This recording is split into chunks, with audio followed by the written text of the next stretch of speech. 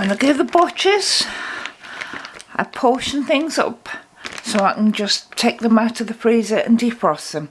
So I've got some stewing steak in here with leeks and onions, and that's one of the things I'm going to do. I'm just going to brown it up now.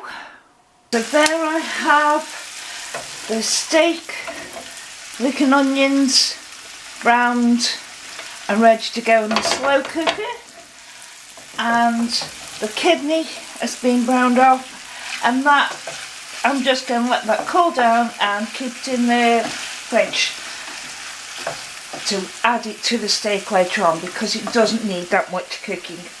And I've also got a tray of the kidney left that I'm just going to put in the bottom of the oven on its lowest setting going for the day and let it dry out, and it becomes mason treats. There's my little slow cooker. I do like this because it's not that much, but it needs slow cooking all day.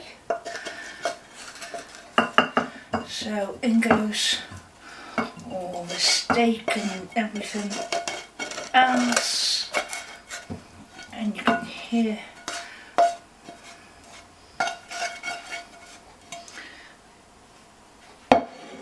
I've also got some chicken stock, and this was canned in December of last year, and I think I'll use half of it. Well, let's try and deglaze the pan a bit. Yes, that's helped to deglaze the pan. So what I'm going to do is now put in to the rest of the steak.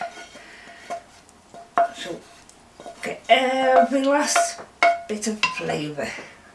Now at the moment I don't cook with much salt or herbs or anything. I'll wait and taste it later on when it's cooked through. I've only used about half a jar, and these are pint jars, so there's half a pint gone in there.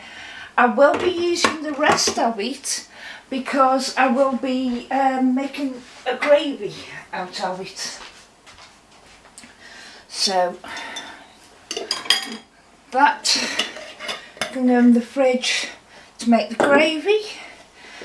The kidney is there now, it's been browned off, and that'll go in the fridge for making the pie. The lid can go on.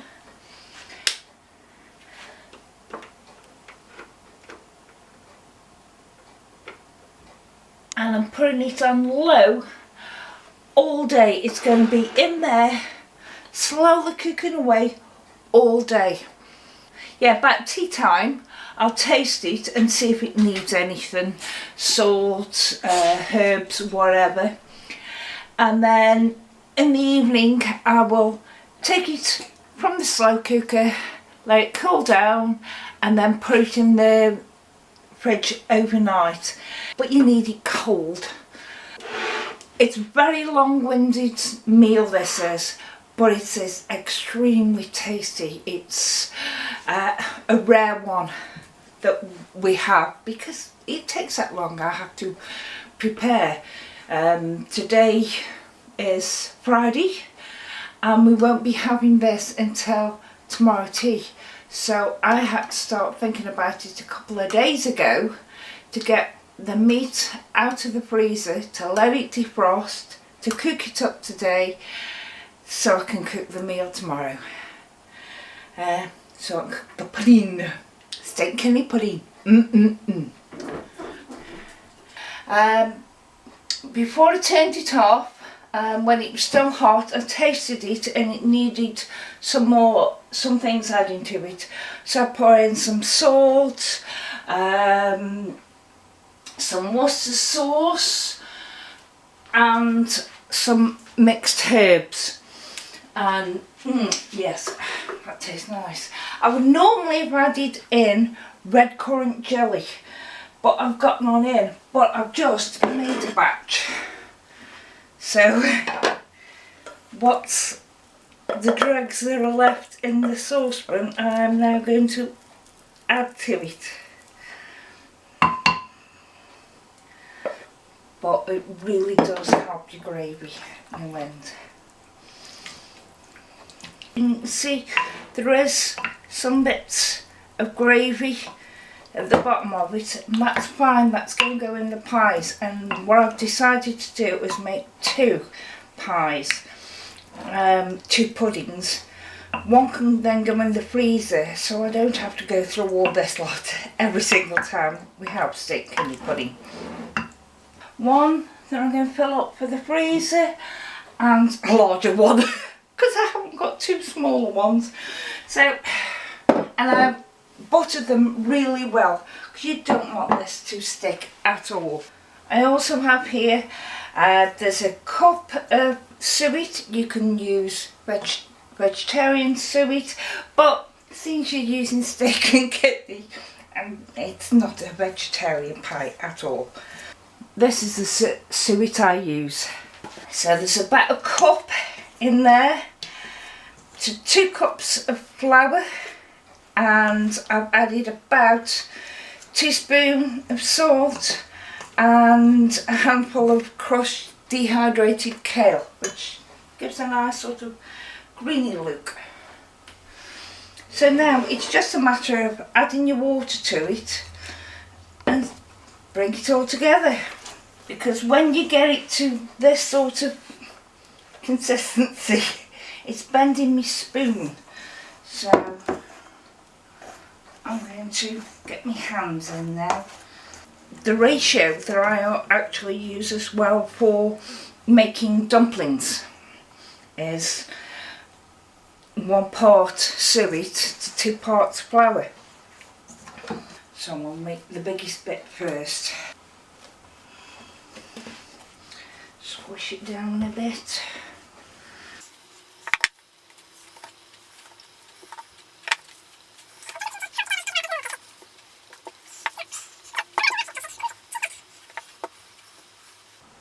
So whatever bowl you're deciding to do it in, yeah, that'll do. Because I don't want it to come all the way up.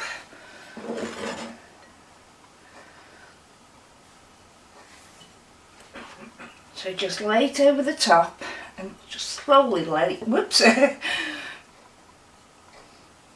go in. And then just go round, pushing it against the sides.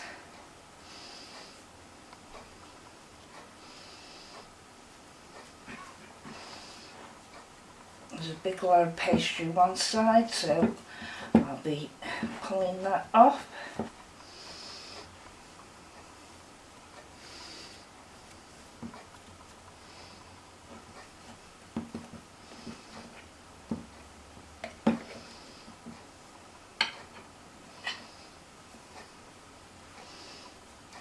That'll do for that one.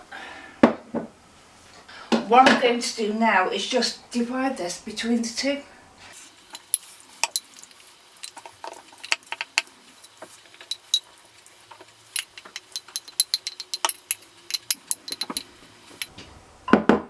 There doesn't look as much in this one because it's a bigger bowl. What I'll do now is I'm going wet all around the edge. I don't normally do it in this big bowl.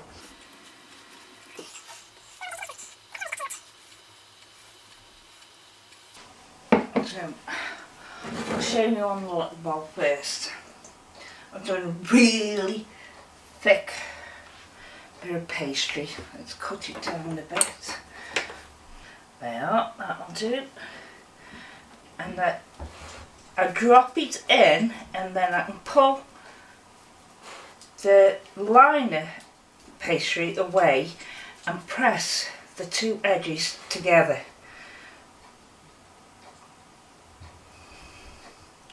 Drop in.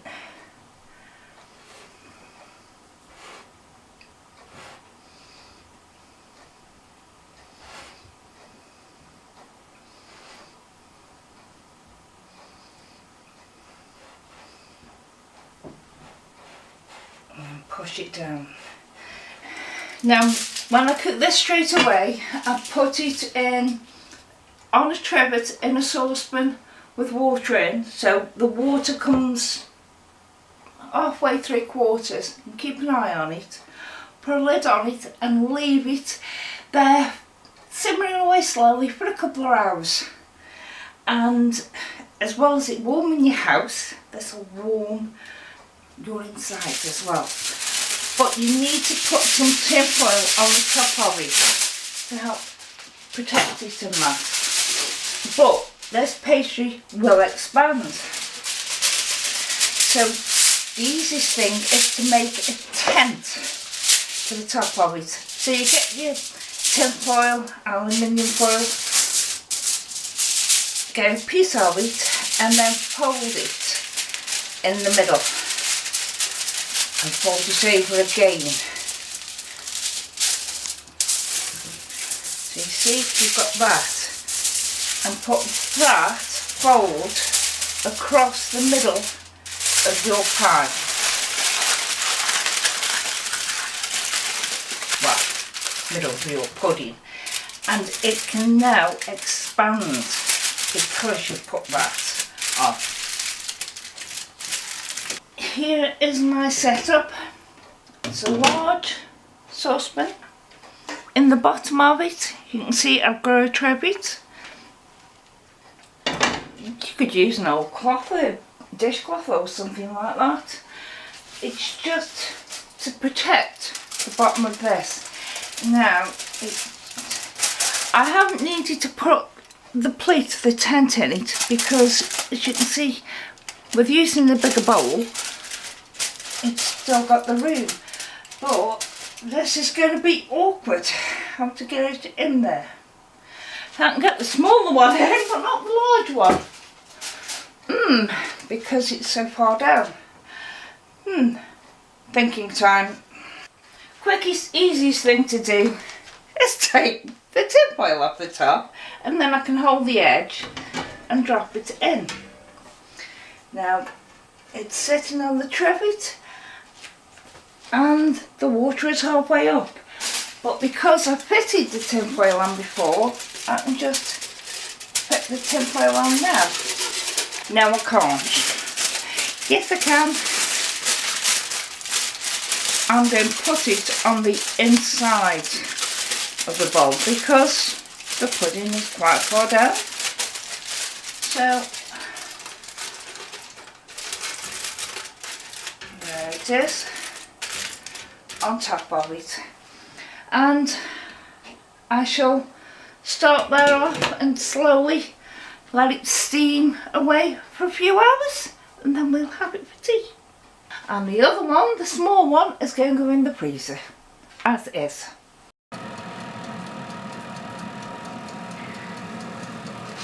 Steak and kidney pudding. And the chips are cooking. Done. Steak and kidney pudding and chips. Bye!